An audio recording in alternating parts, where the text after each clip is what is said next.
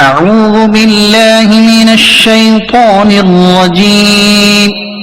بسم الله الرحمن الرحيم. والمرسلات عرفا فالعاصفات عصفا والناشرات نشرا فالفارقات فرقا فالملقيات ذكرا عذرا أو نذرا إنما توعدون لواقع فإذا النجوم طمست وإذا السماء فرجت وإذا الجبال نصفت وإذا الرسل أقتت لأي يوم أجلت ليوم الفصل وما أدراك ما يوم الفصل ويل يومئذ للمكذبين ألم نهلك الأولين ثم نتبعهم الآخرين كذلك نفعل بالمجرمين ويل يومئذ للمكذبين ألم نخلقكم من ماء مهين فجعلناه في قرار مكين إلى قدر معلوم فقدرنا فنعم القادرون ويل يومئذ للمكذبين ألم نجعل الأرض كفاتا أحياء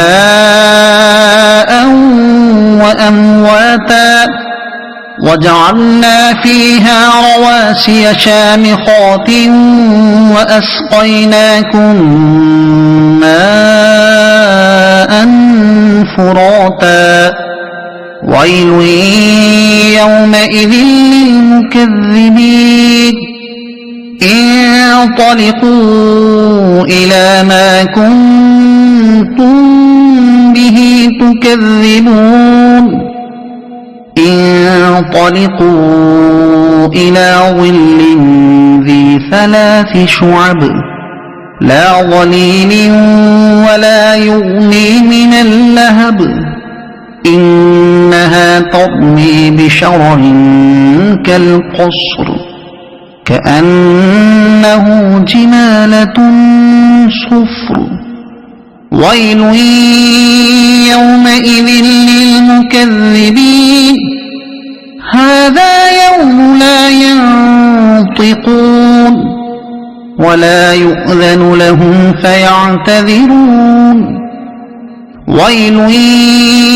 يومئذ للمكذبين هذا يوم الفصل جمعناكم والأولين فإن كان لكم كيد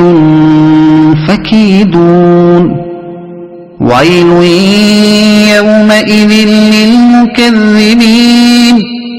إن المتقين في ظلال وعيون وفواكه مما يشتهون كلوا واشربوا هنيئا بما كنتم تعملون إنا كذلك نجزي المحسنين ويل يومئذ للمكذبين كلوا وتمتعوا قليلا إنكم مجرمون ويل يومئذ للمكذبين وإذا قيل لهم اركعوا لا يركعون ويل يومئذ للمكذبين فبأي حديث بعده يؤمنون صدق الله